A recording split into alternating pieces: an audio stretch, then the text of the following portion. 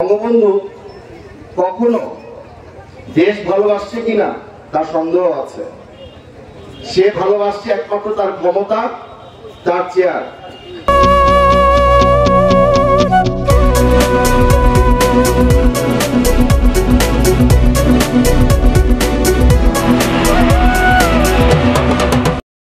কেমন আছেন সবাই? আজকে একটি খুশির দিন, তাই না? কারণ আজকে আপনারা সবাই এখানে কেন আসছেন? বিএনপি করেন বলেই তো। বিএনপি মেইন কার দল বলেন তো? আমাদের শহীদ রাষ্ট্রপতি জিয়াউর রহমানের, ওনার হাতেই তো প্রতিষ্ঠিত। আজকে কততম প্রতিষ্ঠা বার্ষিকী? 47।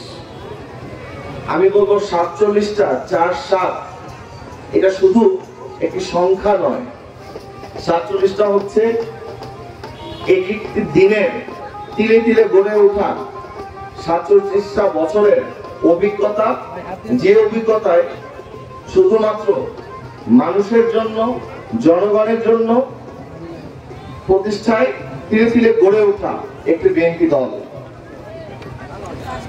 এই দল শুধুমাত্র জনগণের কথা চিন্তা করেই তিলে তিলে গড়ে ওঠা। তার অনেকগুলো উদাহরণ আছে। মেইন উদাহরণ কি জানেন? এই যে 17টা বছর আওয়ামী লীগ যে দুঃশাসন করে গিয়েছে, তার ইতিহাস ঘাটলে আপনারা দেখতে পারবেন হাসিনা কার সন্তান? বঙ্গবন্ধুর সন্তান। বঙ্গবন্ধু কখনো দেশ ভালোবাসছে কিনা তার সন্দেহ আছে। সে ভালোবাসছে একমাত্র তার ক্ষমতা, তার চেয়ার আর তার নিজের পরিবারের সদস্যদের। পক্ষান্তরে বিএনপি শুধুমাত্র জনগণের ভালোবাসায় ধীরে ধীরে গড়ে ওঠা একটি দল। কেন কেন আমি এই কথা বলছি? আপনারা যদি দেখা চান, ছোট একটা কথা বলি।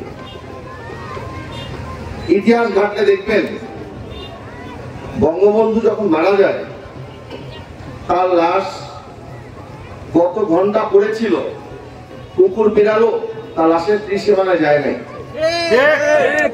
তার যখন জানাজা হয়, গুনগুনে 10টা লোক হয়েছিল কিনা সন্দেহ আছে। তার পক্ষান্তরে আমাদের স্বাধীনতার ঘোষক বিএনপির প্রতিষ্ঠাতা জিয়াউর রহমান সাহেব, ওনার জানাজায় এত পরিমাণে লোক হয়েছিল, মানুষ পিছন থেকে সামনের দিকে তার লাশ দেখার জন্য তার পাঁচ কাতারে দাঁড়ায় জানাজা পড়বে, সেটুকু সুযোগ পাচ্ছিল না। কেন জানেন? মানুষের ভালোবাসায় যতদূর চোখ গেছে, তার জানাজার জন্য ততগুলো মানুষ ছিল। একটা মানুষের জানাজায়, একটা মানুষ পৃথিবী যখন ছাড়ে তার শেষ বিদায় দেওয়ার জন্য মানুষ অন্তর থেকে তাকে দোয়া করতে আসে, শেষ বিদায় দিতে আসে। এই বিদায়ের সৌভাগ্য কারো ছোট করে হয়, কারো বড় করে হয়। আমি গর্ব করি, আমরা গর্ব করি, আমরা সেই নেতার আদর্শে তিলে তিলে গড়ার আমরা সৈনিক, আমরা কর্মী, যে আমাদের নেতৃত্ব দিয়ে আমাদের কিছু মূলনীতি শিখিয়েছেন। দেশকে ভালোবাসো, জনগণকে ভালোবাসো। জনগণকে ভালোবাসতেই তুমি প্রকৃত, যদি জনগণ তোমাকে গ্রহণ করে তাহলেই তুমি নেতা। যদি তোমাকে গ্রহণ না করে, শত তোমার পদ পদবি থাকুক, কোনো মূল্য নাই। প্রমাণ আমাদের দেশনেত্রী বেগম খালেদা জিয়া এত কষ্টের মাঝেও উনি কি দেশ ছাড়ছিলেন? ছাড়েন নাই। কত সুযোগ দেওয়া হয়েছিল, উনি কি বলেছে? আমার যদি মৃত্যু হয়, আমি এই দেশের মাটিতেই মরবো, আমার জনগণের কাছেই আমি শেষ নিঃশ্বাস নিতে চাই। উনি কিন্তু দেশ ছেড়ে যান নাই। ওনার ছেলেকে মেরে ফেলা হলো, উনি শত কষ্টের পরও, তারপর যখন দেশের তারেক রহমান সাহেবকে কি পরিমাণ চর্চা করা হয়েছিল, আপনারা কি মনে আছে না ভুলে গেছেন? মনে আছে না? মনে আছে।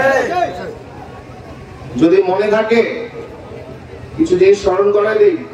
তাকে উল্টা লোক দিয়ে কিভাবে পিটানো হয়েছিল, তারপরও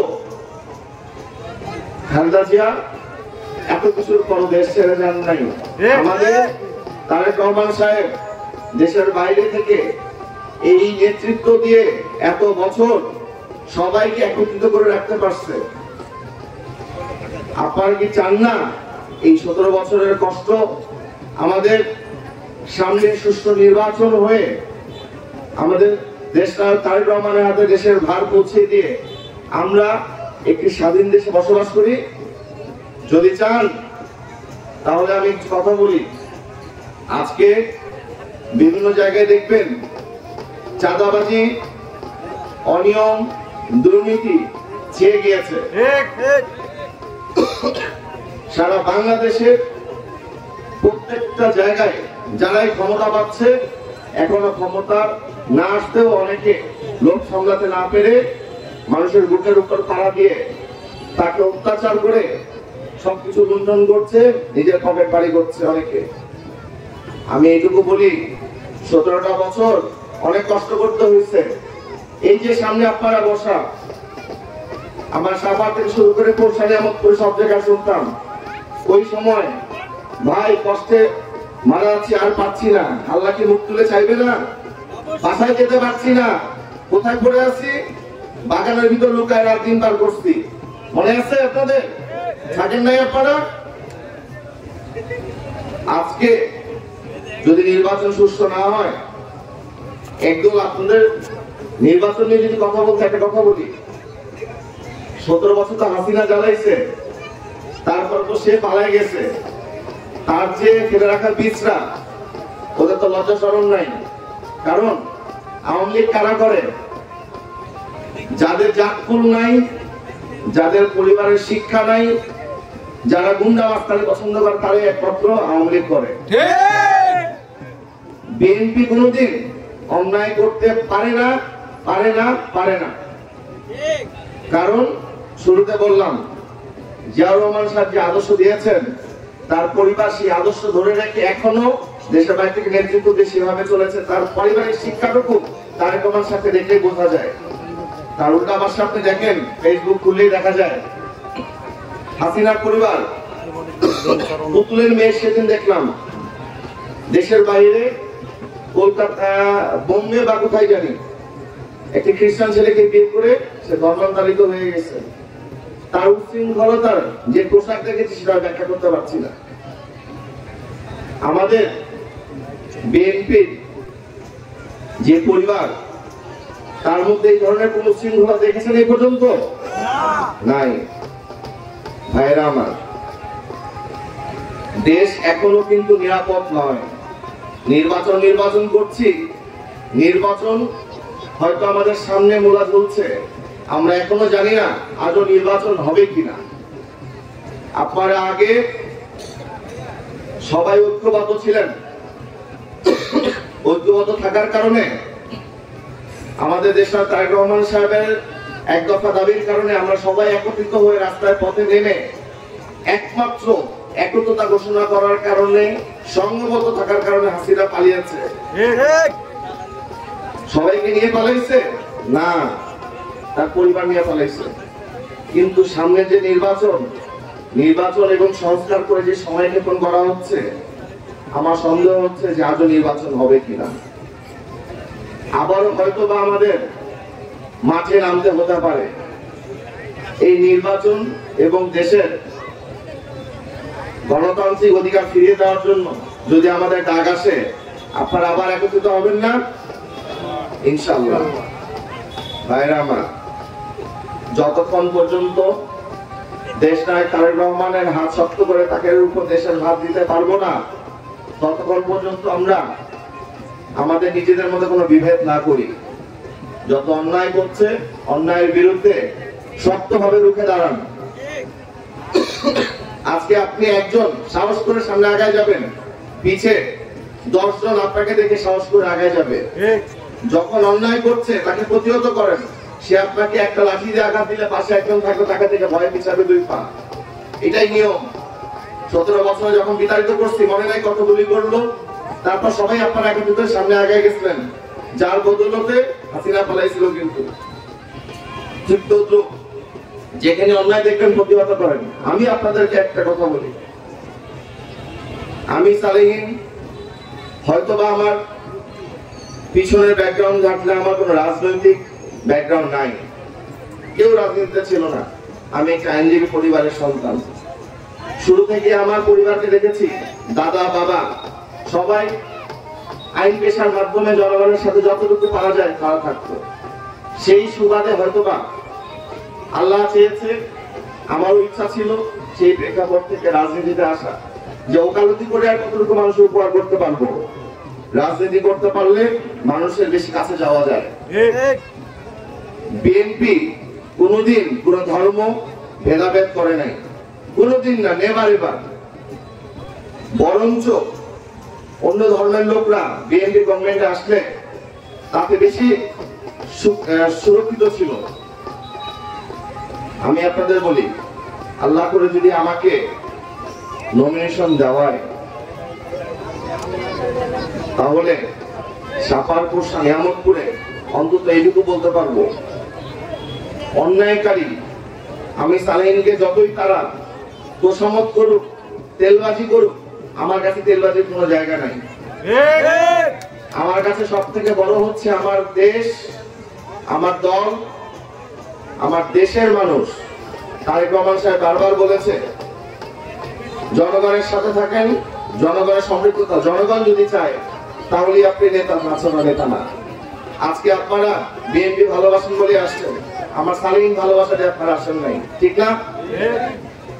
আমি যদি আপনাদের জন্য করতে পারি, আজকে আপনারা এখানে যা আছেন তার থেকে ডাবল আসবে।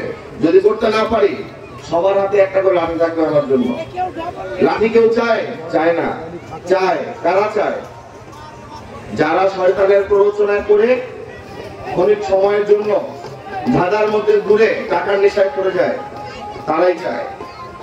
আমি চাই নমিনেশন পাই বা না পাই, মাঠে যেহেতু নেমেছি জনগণের পাশে থাকার জন্য, আপনাদের পাশে থাকার জন্য, আপনাদের উপকারের জন্য আমার সাধ্য মতো যতটুকু পারবো চেষ্টা করব।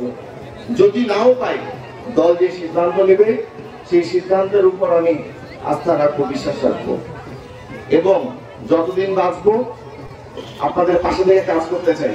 আপনারা কি আমাকে রাখবেন আপনার পাশে? ইনশাআল্লাহ। আপনারা আমার জন্য দোয়া করবেন। আপনাদের শেষে একটি কথাই বলে যাই, একত্রিত থাকেন, সবাই ঐক্যবদ্ধ থাকেন, আর সোচ্চার থাকেন অন্যায়ের বিরুদ্ধে। যেখানে অন্যায় দেখবেন সেখানে প্রতিহত করেন, সেটা পুকুর চুরি হোক, গাছ কাটা হোক, যেই হোক, যত বড় নেতা হোক। আমি খালি যদি অন্যায় করি, সবাই রুখে দাঁড়ান আমার বিরুদ্ধে। কারণ অন্যায়কে রুখতে না পারলে দেশ কোনোদিন আগাবে না। আজকে সামনে যারা আছেন, প্রবীণ নবীন অনেকে আছেন, যারা বয়স হয়ে গিয়েছে, তাদের আমাদের দেশের জন্য কি করে দিয়ে গেছেন আপনার সন্তানের প্রশ্ন করবে। তোমরা তো রুখে দাঁড়াতে পারো নাই। আজকে আমরা তরুণ নেতৃত্ব যদি আসতে পারি, এইটুকু বলতে পারি যে আমরা, আল্লাহ আমাদের যেভাবে চালাচ্ছে আলহামদুলিল্লাহ, টাকা কামানোর জন্য রাজনীতি করতে আসিনি, আসছি আপনাদের পাশে থাকার জন্য। আজকে আমার কতটুকু রেখে দেন, রেকর্ড করে রেখে দেন। যদি কোনোদিন আমি ভুলে যাই আমার কথা মনে করে দিয়ে যে আপনি আমাদের মাঝে এসে কথা বলে গেছেন, কিন্তু আজকে আপনার কথা খেলাপ করছেন। আর আল্লাহ কথা বরখেলাপকারীকে কখনো পছন্দ করেন। আমার নিজের মধ্যে মৃত্যুর ভয় আছে, আমি এই পথ বাসা ফিরতে পারবো কিনা, মালাকুল মউত আমার পিছিয়ে ঘুরছে কিনা আমি জানি না। আমি চাই অন্তত আপনাদের মাঝে এভাবে থাকবে, কোন অন্যায় না করে। আমি আমার সন্তানদের মুখে অন্যায় হলে কোনোদিন একটা টাকার খাবার তুলে দেয় নেই, সারা জীবনও চাইও না। যেটুকু আছে আলহামদুলিল্লাহ। অন্তত আমার যদি কোনোদিন শুনেন যে সালেহীন ব্যক্তিটা মারা গেছে, অন্তত আপনাদের মন থেকে চোখের এক ফোঁটা পানির বিনিময় যে লোকটা ভালো ছিল, আলহামদুলিল্লাহ, এটাই আমার প্রাপ্তি। আপনাদের কাছে এর থেকে বেশি কিছু প্রাপ্তি নাই আমার। আমার জন্য দোয়া করবেন, দলের পক্ষে থাকবেন, দলের হয়ে থাকেন, একত্রিত হয়ে থাকেন। কারণ সামনে ফেব্রুয়ারিতে নির্বাচন আছে। আমি আবারও বলবো, আজও নির্বাচন হবে কিনা সন্দেহ আছে, কারণ অনেক চক্রান্ত চলছে, অনেক কিছু চলছে। আপনারা যদি আজকে একত্রিত না থাকেন, তাহলে আবারও একটি ষড়যন্ত্রের মধ্যে আমরা পড়ে যাব। আপনারা ঐক্যবদ্ধ থাকেন, ঐক্যবদ্ধ থাকেন, ঐক্যবদ্ধ থাকেন। এই কথা বলে আমি বক্তব্য শেষ করছি। আল্লাহ হাফেজ। বাংলাদেশ জিন্দাবাদ।